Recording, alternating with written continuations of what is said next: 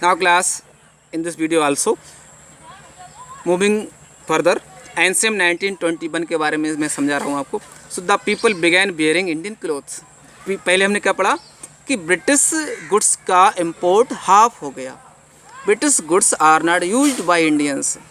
तो people began bearing Indian clothes, लोगों ने इंडियन क्लोथ पहनना शुरू कर दिए. Indian textile production went up.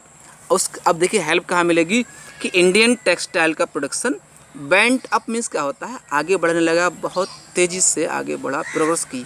तो भारत के टेक्सटाइल इंडस्ट्रीज डेवलप होने लगी जब हम इंडियंस क्लोथ यूज करने लगे थे, विदेशी कपड़े यूज नहीं कर रहे थे.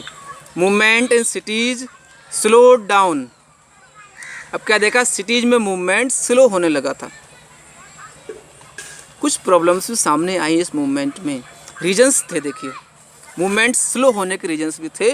Reasons, the poor could not bye expensive khadi. अब इंडियन फैक्ट्रीज से बने हुए कपड़े महंगे थे, खादी क्लोथ मोस्टली महंगा था.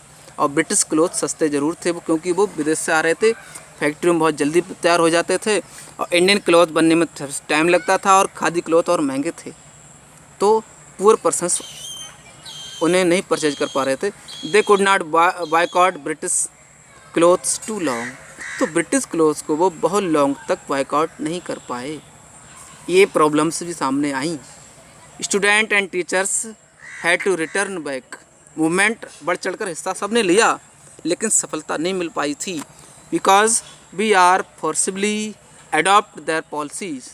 सो student and teachers had to return back on their jobs. Lawyers joined back work in government courts. They were also helpless in front of the Britishers. क्योंकि उनकी मजबूरी थी अपने फैमिलीज़ की और लिवलीहुड को मेंटेन करना. एक तरह देखा जाए कि यहाँ पर सक्सेसफुल नहीं हो पाए फाइनली हम. नेक्स्ट पॉइंट है 2.2, rebellion in the country side. एक काफ़ी इंपॉर्टेंट लॉन्ग टॉपिक है जी, और बुक में भी आप रीडिंग करेंगे. तो rebellion in the country side means क्या होता है. यहाँ कंट्री मीन्स पूरा देश को भी कंट्री कहते हैं हम. कंट्रीज मीन्स स्मॉल विलेज भी होता है. फिर कंट्री साइड मीनिंग हो गया कि ग्रामीण क्षेत्रों में.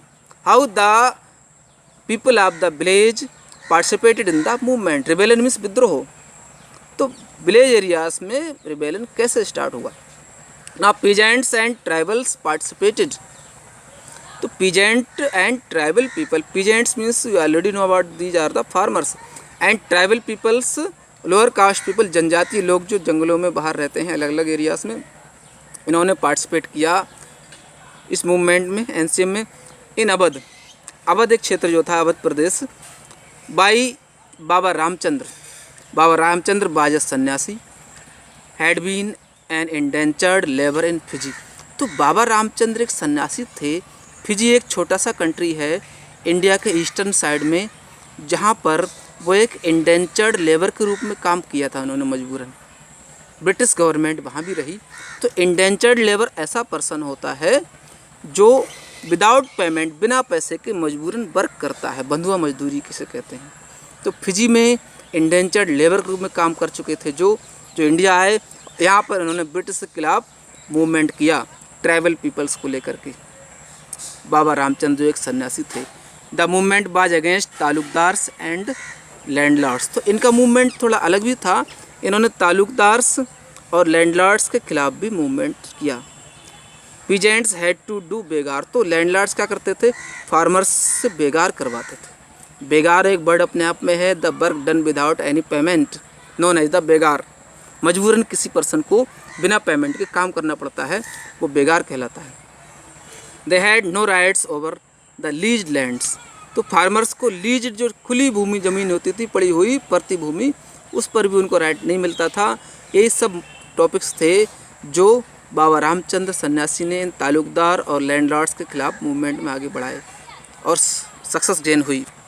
तो देखते हैं पीजेंट्स की डिमांड जो थी, रिडक्शन ऑफ रेवेन्यू. उनकी डिमांड थी रेवेन्यू में रिडक्शन हो, रेवेन्यू कम किया जाए, हमारा जो ज़मीन पर कर जाता था वो. अवोल्यूशन ऑफ बेगार, बेगार को फिनिश किया जाए. तो बहुत प्रॉब्लम्स थी, संकट थे इन मजदूरों के सामने जो ब्रिटिश के समय में इनके साथ अत्याचार होता था.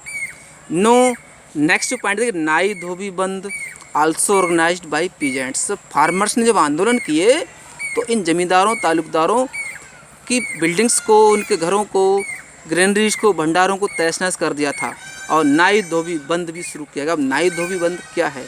नाई जो हेयर कटिंग करने वाले पर्सन, धोबी बासरमैन कहा जाता है, इन सुविधाओं को बंद कर दिया गया जमींदारों के लिए, उन्हें वीक किया गया एक तरह से। जून 1921 में पंडित नेहरू वेंट टू अवध, तो अवध का मूवमेंट हो रहा था। पंडित नेहरू जून 1920 में अवध गए। Tried to understand their problems, उनकी प्रॉब्लम्स को समझने की कोशिश की। अक्टूबर 1920 में Awadh Kisan Sabha was set up by Pandit Nehru and Baba Ramchandra, तो पंडित नेहरू और बाबा रामचंद्र के द्वारा 1920 में अवध किसान सभा सेटअप हुई। 300 branches had been set up in region, तो उस क्षेत्र में अवध किसान सभा की लगभग 300 ब्रांचेस बन गई थी। अलग अलग हर गांव में एक सभा थी, इसका मतलब 300 सभाएं हुई, 300 संगठन बन चुके थे तालुकदारों और जमींदारों के खिलाफ। इस तरह हमने अपने आप को मजबूत किया और ब्रिटिश से आगे के मूवमेंट को बढ़ाया, और एनएसएम मूवमेंट अभी भी टॉप पर चल रहा था। आगे की वीडियो में हम और जानेंगे इससे, ठीक है।